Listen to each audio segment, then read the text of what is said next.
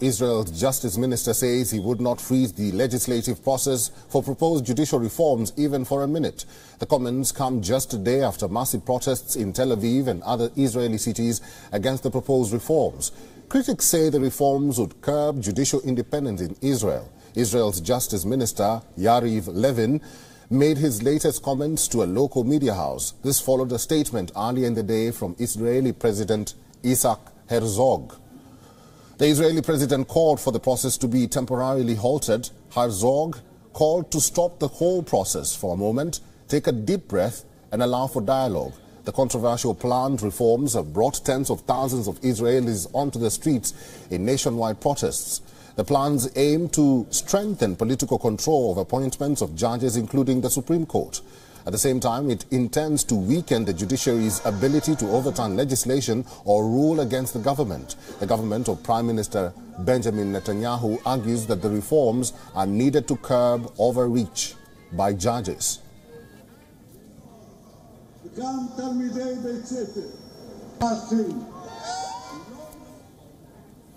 And for more on this, we are now being joined by our correspondent Jody Cohen from Ra'anana, Israel. Hi, Jody. We understand there is a dispute between Israel's president and the justice minister regarding the government's proposed judicial reforms. Maybe you can start by telling us what the disagreement is all about. Hi, Eric. Yes, well, as you can see, Winter Storm Barbara is arriving in Israel.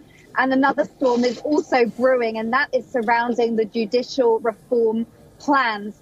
President Herzog, as you said, has called for a pause to allow for negotiations on the judicial reform plans to try to build some sort of consensus.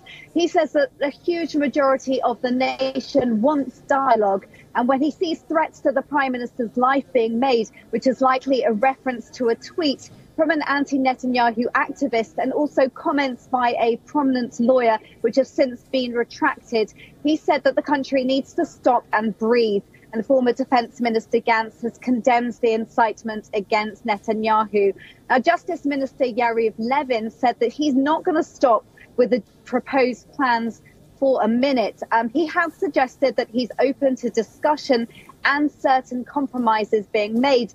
But he says that there isn't a single responsible parliamentarian in the opposition, in his opinion, that he can hold talks with. He's also said that talks should be held in Parliament and not behind closed doors.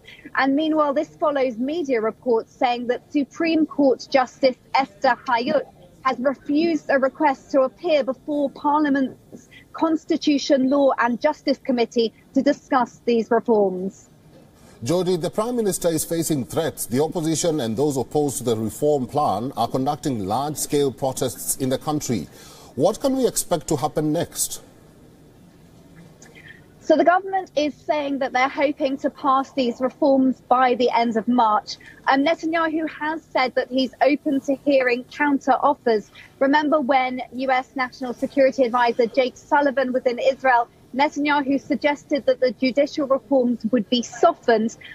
It is thought that most politicians do agree that some sort of judicial reform is needed. In the 1990s, that's when the last reforms happened, and it's widely thought that the judiciary took on too many powers. However, critics say that especially the proposed Parliament override of a court override with just a simple majority and not a larger majority tilts the power now back it too far in the Parliament and the government's favour. The Attorney General has suggested that these reforms could damage democracy, but the government actually argues that these reforms would make Israel more democratic and that protesters are people who are upset with the election results. And as you said, we've seen weekly protests against these proposed judicial reforms. A couple of weeks ago, we were seeing 100,000 people coming out in Tel Aviv.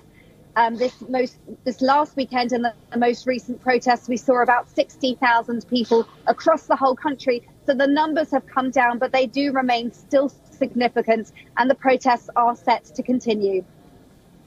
Our correspondent there, Jody Cohen, live from Ra'anana, Israel. Thank you, Jody.